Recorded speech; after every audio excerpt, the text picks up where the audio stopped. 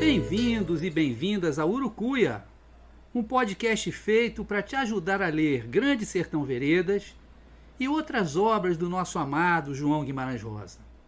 Eu sou o Marcos Alvito. Maximé Jagunçada, tudo bem com vocês? Espero que sim. Olha, hoje a gente vai ter a parte 3 dos Diários do Urucuia. Como vocês sabem, eu estou aqui no sertão de Minas Gerais, na valente cidade de Urucuia, à beira do rio do mesmo nome, o Rio de Amor de Riobaldo, e eu vim aqui para dar um curso chamado Lendo o Grande Sertão Veredas em Urucuia, para estudantes do ensino médio e também para professores da cidade e da região. E estou fazendo um diário, então, dessa minha estada aqui, contando as aventuras e desventuras da minha vida em Urucuia durante um mês. E hoje a gente vai ter a parte 3, que equivale aos diários 4 e 5. O episódio de hoje tem um título um pouco grande, porque é o título que junta o nome dos diários do dia 4 e do dia 5. Então hoje se chama episódio 51, parte 3. Bicicleta amarela, Leopoldo aos meus pés e Urucuia vermelha. O colesterol do papagaio, a vereda salvadora e Isolda in Love. Então vamos ao episódio 51, a parte 3, os diários 4 e 5 do Urucuia. No diário 4, como vocês vão ver, eu apresento a cidade de Urucuia, passeio por ela, inclusive falo um pouquinho da sua história. Depois, conto de um almoço na beira do rio, ouvindo deliciosos casos urucuianos. E termino com observação sociológica acerca das bicicletas que são colocadas na cidade sem necessidade de nenhuma corrente. O diário 5 fala de uma desventura quando eu fui acompanhar o pessoal num passeio de bicicleta, aquele pessoal que anda bem vestido, capacete, aquela coisa toda, não era o meu caso. O pneu da bicicleta furou e eu acabei voltando, caminhando 12 quilômetros no sol. Mas o jeito foi observar o sertão, então eu conto o que eu encontrei, tá? Então, sem mais delongas, vamos ao diário do Urucuia 004. Bicicleta amarela, Leopoldo aos meus pés e Urucuia vermelha. Parece que estou virando jagunço. Como lembra Riobaldo, a alegria do jagunço é um movimento galopado. Mesmo depois do longo e acidentado percurso de ontem, saltei da cama às 4 da manhã, já querendo botar o pé na estrada, sequioso de movimento. Tomei um café duplo que Hermínia, a cafeteira, preparou com capricho. Comi uns biscoitos. E lá fui eu, antes das 5 da manhã, caminhar por Urucuia. O príncipe do sistema solar ainda não tinha dado ar de sua graça, mas já pintava o céu de um vermelho que lembrava a Batalha do Paredão. Fui caminhando pelo eixo central da cidade, a longa Avenida Tancredo Neves, que é larga e tem uma alameda sombreada. Ela se inicia ao terminar a estrada que vem de Riachinho e termina em uma estrada de terra que marca o fim da cidade. Praticamente, todo o comércio e serviço se encontram ali. Churrascaria, lojas de conserto de motos, hamburgueria, postos de gasolina, farmácias, lojas de eletrodoméstico, de roupas, etc. O restante da cidade se desdobra em 2 lados, sendo o lado direito de quem vem do asfalto, onde temos o rio Urucuia, escondido, como se fosse até um bandido, sem direito a uma placa anunciando sua presença. A cidade tem menos de 20 mil almas, algumas delas residentes na zona rural. Ela é um pontinho urbano em meio a uma imensidão de campo. Pecuária, café e carvão, provenientes de plantações de eucalipto, são as principais fontes de renda do município, que não tem bons índices de desenvolvimento humano, de educação ou de saúde. Como me disse o balseiro do Urucuia, seu Diomar, O que tem aqui é só emprego braçal. As grandes fazendas, localizadas sobretudo na outra margem do rio, chegam a ter 12 mil hectares, mais ou menos 12 mil campos de futebol tamanho oficial. Muitas destas propriedades pertencem a pessoas de outros estados, investidores. O desmatamento é tão sério que Urucuia tem até oficina de conserto de motosserra. Na verdade, Urucuia, o município, foi criado há somente 30 anos, em 27 de abril de 1992. Sem saber, ontem eu cheguei no dia do aniversário da cidade, que será comemorado amanhã, sexta-feira, com missa e shows na Praça do Coreto. Antes, muito antes, havia uma localidade chamada Porto de Manga, que aparece em Grande Sertão Veredas apenas uma vez. É no trecho em que Reobaldo fala das histórias que seu padrinho pai contava acerca de um poderoso chefe de jagunços chamado Neco. Demais falasse, tendo conhecido Neco, se lembrava de quando Neco forçou Januária e Carinhanha, nas eras do ano de 79, na verdade 1879. Tomou todos os portos, Jatobá, Malhada e Manga, fez como quis. Porto de Manga, à época, era apenas um povoado, nascido de um pequeno porto fluvial à beira do Urucuia, aquinhoado com a sombra de generosas mangueiras. Deve ter sofrido na mão de Neco, a julgar pelo que ele fez até em cidades propriamente ditas. Abro aspas para o Grande Sertão Veredas. O pessoal que eles numeravam em guerra comprazia uma Babilônia. Botavam até barcas, cheias de homens com bacamartes, cruzando para baixo e para cima o rio, de parte a parte. Dia e noite a gente ouvia gritos e tiros, cavalaria de jagunços galopando, saindo para distâncias marcadas. Abriam festa de bomba real e foguetório, quando entravam numa cidade. Mandavam tocar o sino da igreja, arrombavam a cadeia, soltando os presos, arrancavam dinheiro em coletoria e ceavam em casa de câmara. Depois da caminhada, tomei o bom café da posada e arrumei o acampamento do quarto 219, a começar pela prateleira de livros. O ar-condicionado gela de fazer picolé, o chuveiro de água quente é delicioso, a internet funciona bem, nada a reclamar. Em seguida, fui à academia me registrar e cuidar um pouco do corpo, já que a alma está em festa. Ali se deu o fato mais singelo e doce do dia. Leopoldo entrou na minha vida se pondo aos meus pés. Quando eu estava fazendo um exercício para os braços, o gatinho cor-de-mel se alojou entre os meus pés, ajeitou a cabecinha no tênis direito e se aprontou para dormir. Fiz-lhe um cafuné e tirei a foto, porque sei que vocês são um bocado incréus. O almoço foi em frente ao meu rio, no bar do Vanderlei. Convidei o Nilcinho, o simpático urucuiano, que fez todas as pontes iniciais para que o projeto deslanchasse. Comemos uma refeição maravilhosa, preparada pelas mãos de Dona Lucinha.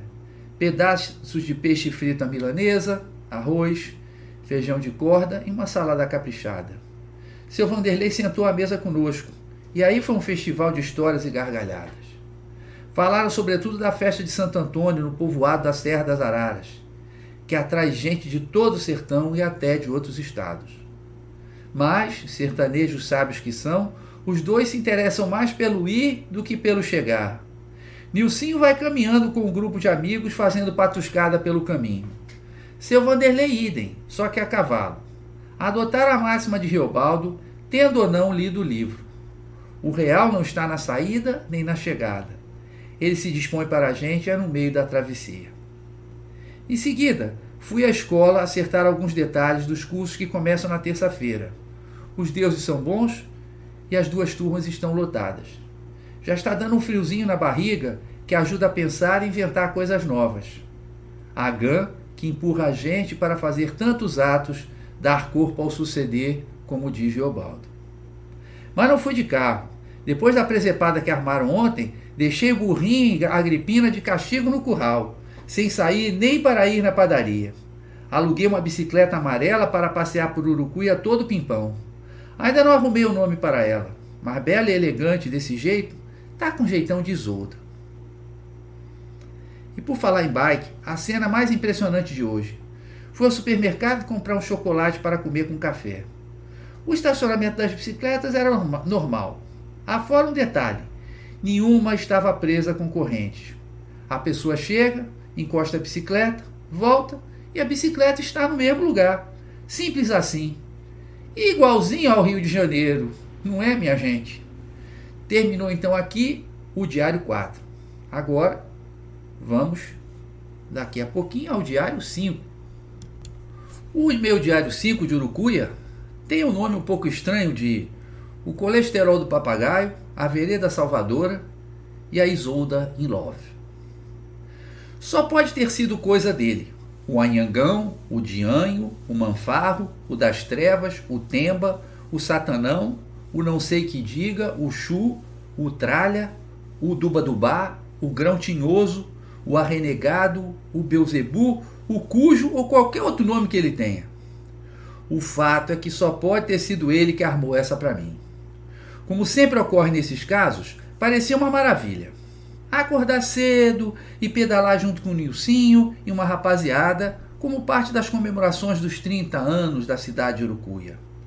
Carioca bizarro, cheguei pontualmente às 5 da manhã. Nilcinho ainda não estava, mas já vi um pessoal lá, pronto para romper, como eles dizem no jargão de ciclista.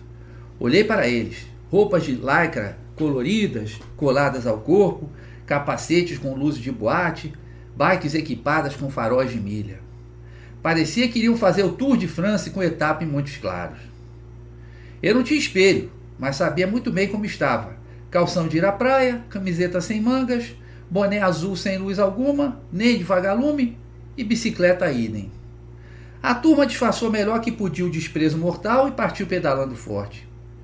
Finalmente Nilcinho apareceu, também com capacete iluminado e bicicleta com farol.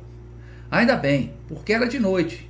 E embora passem poucos veículos nesta estrada, apenas um já seria suficiente para nos mandar para a terra dos pés juntos, perdoando o meu latim. O passeio estava ótimo. Nilcinho com calma mineira ia me contando de todas as veredas que deixaram de existir pelo caminho, e de uma ou outra que continua de pé. Apontou uma raposa, mas ainda estava muito escuro e eu só pude desver. Disse que tem muita raposa por aqui, assim como Siriema. Havia algumas subidas no trajeto, mas nada tão íngreme. Eu me senti inteiro. Quando estávamos quase chegando, depois de uns 45 minutos de viagem, disse ao Nilcinho que fosse na frente, que eu iria ficar ali para tirar umas fotos. O sol já estava nascendo e tirei fotogênicos instantâneos de Isolda estacionada, o amarelo dela contrastando com a escuridão do asfalto e o verde das matas. E eu já pensando nas belas postagens. Vaidade das vaidades, tudo é vaidade, como é dito no Eclesiastes, e o Lobão atualizou para é tudo pose. Punição divina ou armação do capiroto? O fato é que quando fui subir na bicicleta vi que o pneu dianteiro estava mais furado do que as contas públicas sob Bolsonaro. O jeito era voltar andando. Enlacei Isolda pelo cilim e lá fomos nós. Andamos bem uns 40 minutos até ver a placa. Urucuia, 10 quilômetros. Não desanimei. O problema é que eu não tinha água nenhuma. O pessoal da bicicletada passou por mim e eu nem me lembrei de pedir. Para falar a verdade, não deu vontade de pedir, porque senti que estava achando graça que aquele sujeito tão mal trajado em termos da moda ciclística agora tivesse que voltar usando os próprios pés. E o Baldo avisa, homem a pé, esses gerais comem. Isolda, entretanto, usando seus encantos, se arranjou melhor do que eu. O fiatouro da equipe de apoio se ofereceu para levá-la até em casa. E assim foi. Não quis atrapalhar o namoro dos dois e continuei minha caminhada. Agora, enfim, estava a sós com o sertão, pois esse trecho ainda tem bons pedaços de cerrado. Pena ser cego e surdo para os sons e espécies. Claro que consigo reconhecer o grito quiçé cortante do gavião ou o alegre algazarra dos papagaios. Mas ouvi tantos outros pássaros para mim desconhecidos, sem falar nas espécies de árvores e nos seus frutos. Será que aquele, parecendo uma bolinha vermelha, é comestível? Só me restava seguir adiante. A sede incomodava. Parece inacreditável, mas não havia uma só vendinha em toda essa extensão. O sol, para se vingar de todas as injúrias que tenho lhe dirigido, ia subindo e aquecendo a chapa do asfalto. O motor 6.1 aguenta bem, modéstia à parte. Mas a carroceria? Entrei na idade do condor aqui, condor ali. Corri um pouquinho, mas lembrei do pé direito e seus visitantes indesejados, o esporão e a fascite plantar. Sem falar em um pontinho da coluna que ameaça fazer um blitzkrieg de dor a qualquer momento. Jogo da velha, o Vitor tá velho mesmo, 2022. Uma coisa não me saía da mente. Tem que chegar a tempo de tomar o café da manhã do hotel, nem que seja porrete, como diria Nil Augusto. O Rosinha já ensinou. Sertão é onde o pensamento da gente se forma mais forte do que o poder do lugar. Viver é muito perigoso. Andar de bicicleta, então, nem se fala. Mas era o próprio sertão que não me deixava desanimar. Quanto mais devagar eu andava, mais eu via. Vi meia dúzia dos severos e carrancudos anus pretos. Divisei um grupo de carcarás, dessa vez adolescentes. E mais um casal de araras canindé no topo de um toco de buriti bem alto. Nilcinho havia me dito que elas colocam seus ovos ali. Por isso, consegui manter um tantinho de bom humor e até tirei foto para comprovar. Quando a moral e as pernas já haviam decaído um bocadinho, eu vi uma vereda salvadora à minha esquerda. Tão bonita, deu até para ouvir o barulhinho de água. Bastou ver aqueles buritis tão fortes e delicados que eu rejuvenesci aproximadamente 2 semanas. O suficiente para chegar até o hotel. Não só ainda serviam café, mas hoje havia queijo e rosca doce, que por aqui chamam de biscoito frito. Para me alegrar mais ainda, uma senhora que lá estava me mostrou o Dagoberto, eu que batizei, um papagaio que vive à base de ovos mexidos e salsichas. Só fiquei preocupado com o colesterol do bichinho. Depois de todas essas peripécias, resolvi encerrar o expediente mais cedo. Tomei banho e vim logo escrever esse diário. Porque vocês podem ter certeza, mas certeza mesmo, de que hoje eu não vou fazer mais nadica de nada, neca de pitibiriba, lufas. Carioca é bicho muito preguiçoso. Esse foi o Diário 5 de Urucuia, encerrando então o episódio 51 do nosso podcast, encerrando a parte 3 dos Diários do Urucuia. Espero que vocês estejam gostando. Lembrando que eu estou publicando esses diários com foto no meu Facebook, Alvito Uf, onde eles estão mais atualizados. Aqui eu estou publicando devagarinho, lá eu estou publicando dia a dia. Então quem quiser dar uma olhada lá, pode dar uma olhada, tá bom? Valeu, rapaziada! Maximé, um beijo! Tchau! Não deixem de ouvir agora a linda música Acordais, do meu amigo Delfim, também chamado de Alex Rocha na certidão de nascimento, né? E a linda voz, mas a linda voz, né? Da divina Joyce Carvalhal. Então, com vocês, Acordais. Valeu, gente! Maximé!